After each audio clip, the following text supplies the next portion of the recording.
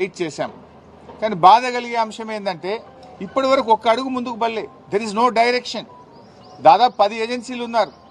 ఈ ఒక్కొక్కరు వెళ్తున్నారు, ఒకరొక మాట చెప్తున్నారు, ఒకరొక మాట చెప్తున్నారు. మేము మీడియాలో చూసిందో పత్రికల్లో చూసింది చెప్తున్నా నేను. బీహార్ నుంచి ర్యాట్ వాళ్ళు వచ్చారన్నారు, ఎన్డీఆర్ఎఫ్ వచ్చిందని చెప్పినారు, లేకపోతే వేరియస్ టీమ్స్ వచ్చినాయి. నేవీ నుంచి వచ్చిందన్నారు, లేదా కాశ్మీర్ నుంచి ఏదో టీం వచ్చిందన్నారు, ఛత్తీస్గఢ్ నుంచి టీం వచ్చిందన్నారు, మన సింగరేణి నుంచి ఒక టీం వచ్చిందన్నారు. What is the direction? అది ఎవరు ఇవ్వాలి? గవర్నమెంట్ ఇవ్వాలి. అందరి మాటలు విని ఒక స్పష్టంగా ఒక లైన్ ఆఫ్ యాక్షన్ ఇచ్చి దాన్ని వేగవంతంగా చేసి వాళ్ళని బయటకు తీసుకొచ్చే ప్రయత్నం చేయాలి. అందులో పూర్తిగా ఫెయిల్ అయిపోయింది గవర్నమెంట్.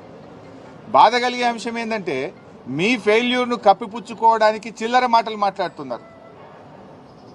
మేము రాజకీయాలు చేయకుండా సంయమనంగా గంభీరంగా వాళ్ళ ప్రాణాలు కాపాడాలని బీఆర్ఎస్ సహకరిస్తూ ఉంటే ఉత్తమ్ కుమార్ రెడ్డి గారు టనల్ దగ్గర కూర్చొని ప్రమాదం జరిగిన సంఘటన దగ్గర నుంచి బీఆర్ఎస్ మీద బురద జల్లే ప్రయత్నం, ఢిల్లీలో కూర్చొని రేవంత్ రెడ్డి ఎస్ఎల్బీసీ సొరంగంలో బీఆర్ఎస్ మీద బురద జల్లే ప్రయత్నం చేస్తుంటాడు. వెంకటరెడ్డి గారు అయితే ఆయన నీళ్లు వాటర్ అంటాడు, ఆయన ఏం మాట్లాడతాడో నేను ఆయన గురించి మాట్లాడి దండగా. సో ఇట్లా ఒక గందరగోళమైన పరిస్థితి ప్రభుత్వంలో నెలకొన్నది. ముఖ్యమంత్రి మాటకు నీటిపారుదల మంత్రి మాటల మధ్య పొంతన లేదు. మీరు బీఆర్ఎస్ని విమర్శించడానికి ఇది సమయమా? అసలు బీఆర్ఎస్ని విమర్శించే నైతిక హక్కు మీకుందా? అంటే తమ తప్పును కప్పిపుచ్చుకోవడానికి ఇతరుల మీద నెపం నెట్టే ప్రయత్నం చేస్తున్నారు.